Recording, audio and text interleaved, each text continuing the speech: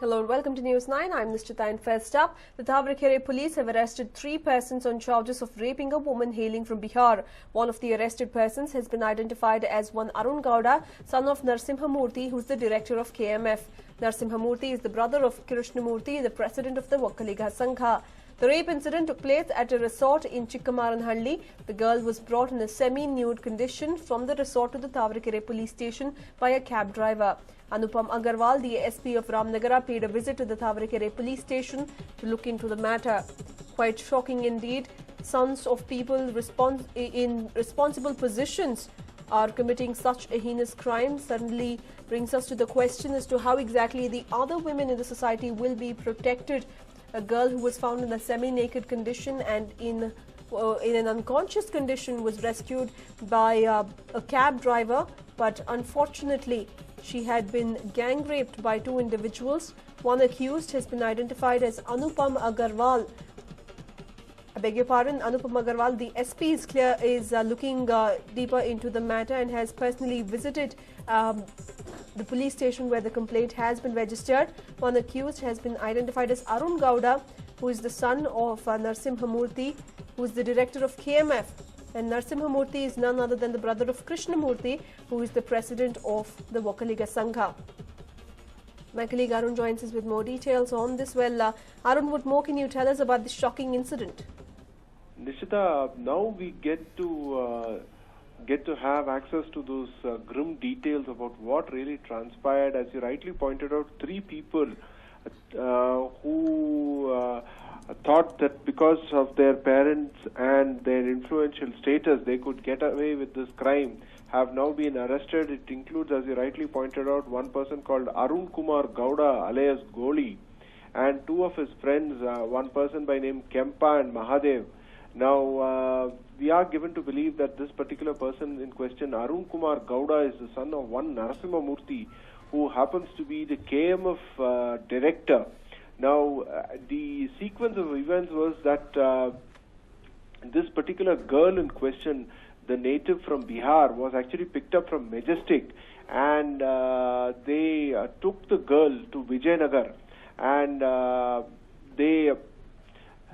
they took the girl. Again, there are some issues as far as the sequence of events is concerned, because they seem to have promised to drop this girl, and then they seem to have taken this girl from Majestic to Vijayanagar, and they took the girl around 8 o'clock at night, and instead of driving perhaps to Vijayanagar, they seem to have driven the girl to a farmhouse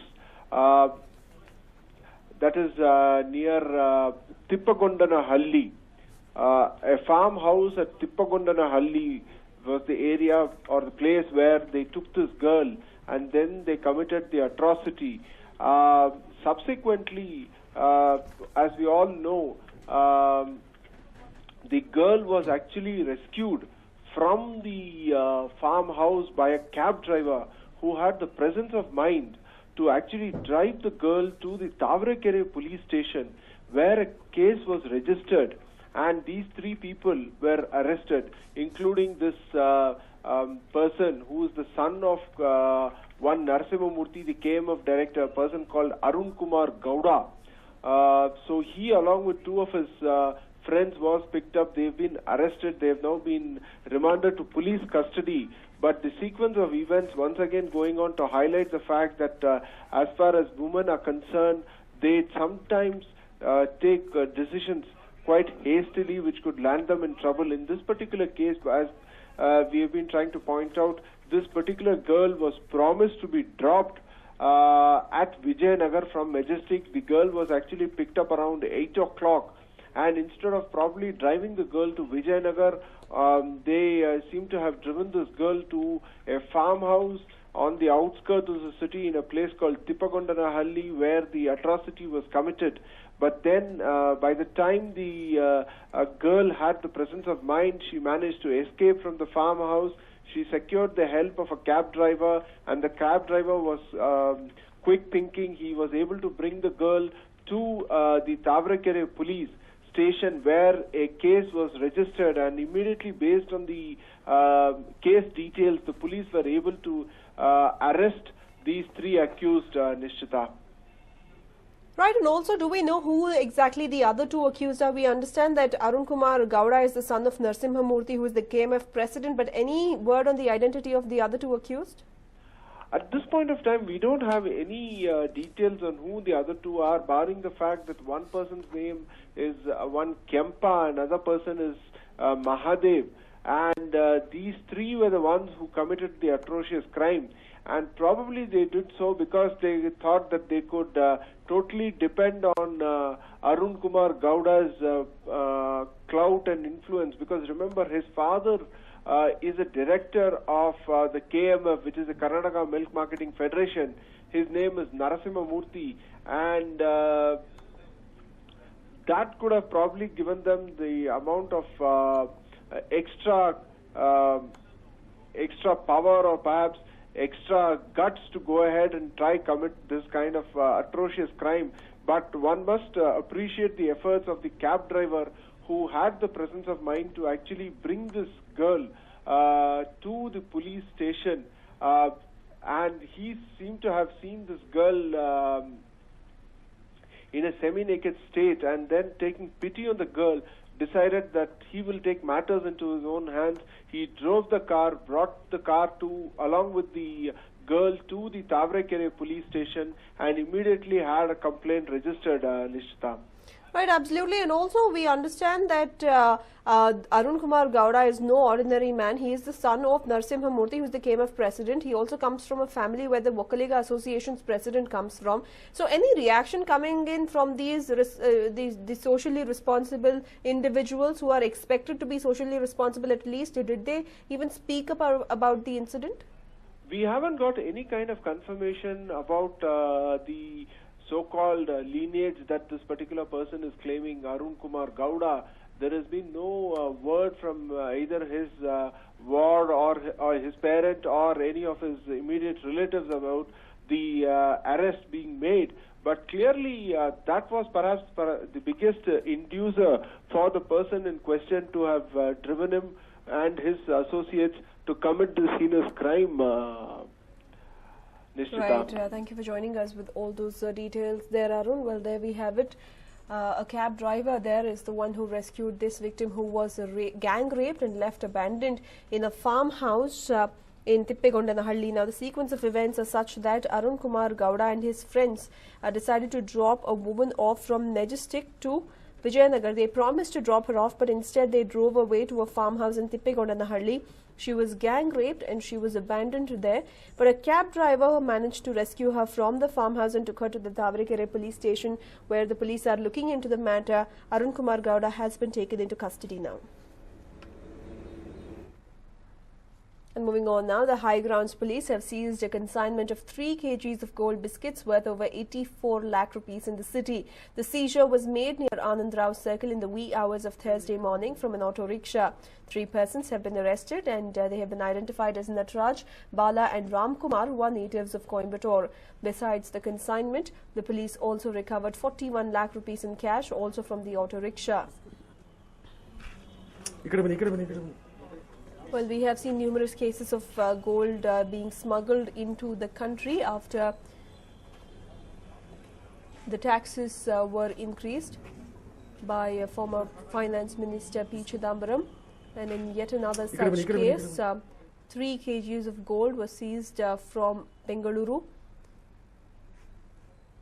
The gold was being transported in an auto rickshaw, and based on the tip-off, the police officials stopped the auto rickshaw and inspected the contents in it, only to find 3 kgs of gold worth a whopping 84 lakh rupees. Apart from that, 41 lakh rupees in cash was also seized. And well, all eyes were on the Supreme Court, which was expected to pass its orders on the potency test regarding controversial godman Nityananda.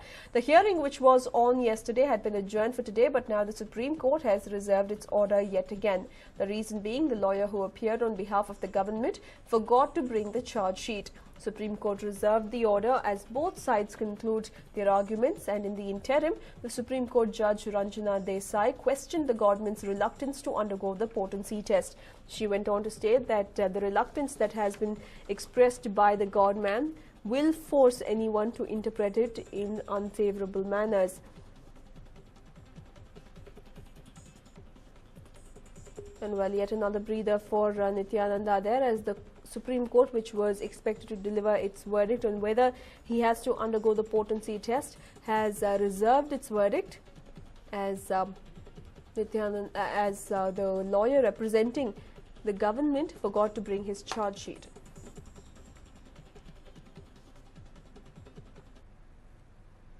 And well, the Bijapur District in Charge Minister M.B. Patil will be visiting the Kittur Rani Chennamma Girls Hostel later this afternoon. He will be talking to the inmates and officials of the hostel. The hostel's inmates were sexually exploited by a person named Vijay Kumari Yantamane. The parents have now arrived at the hostel and have decided to take them back because they feel that their daughters are unsafe in the hostel. Meanwhile, the officials of the Social Welfare Department are expected to visit the hostel shortly. The town of Almel in Bijapur district, meanwhile, wore a ghostly look this morning. All shops and commercial establishments have shut down in a self-inspired Bandh call protesting against the sexual exploitation of girl students residing at the Kittur Rani Chennamma Girls Hostel. Although Vijay Kumar has since been arrested, the very fact that nobody in the hostel took action has irked the town dwellers and parents alike. Well, our channel has also gone off air today as a mark of protest.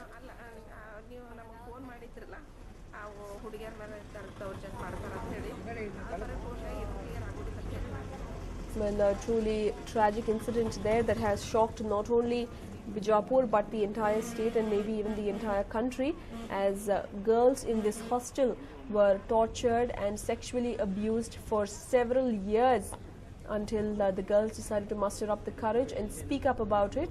Close to 50 girls at least have been raped by the monster that you see on your television screens. Many of the girls have even been forced to consume contraceptive pills as well as pregnancy termination pills.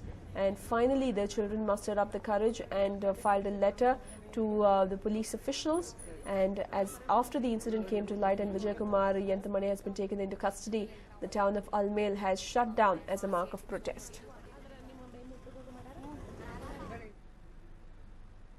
And while two wild tuskers have been spotted near Yelur village of Belagavi district, the tuskers reportedly damaged soybean crop in the village. The forest department officials have reached the spot and are trying to divert the wild tuskers.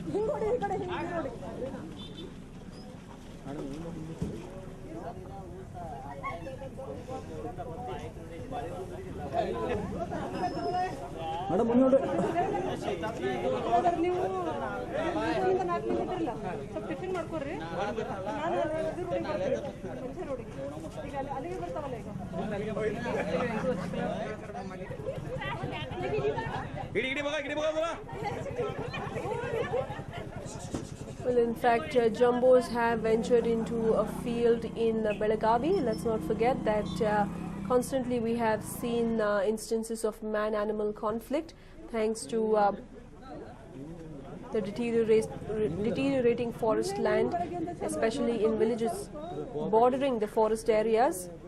Here we see the villagers trying to use the traditional techniques of beating drums to make the elephants run away into the forest land. But this brings to light the larger issue of the natural habitat of these jumbos being constantly plundered, forcing them to venture into human habitation in search of food and water.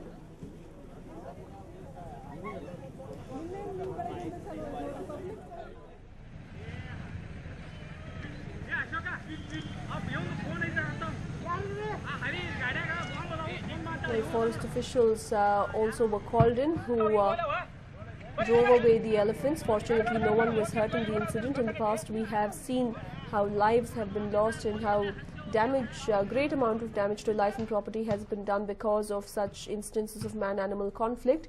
But fortunately, in this case, the situation was solved in a far easy manner.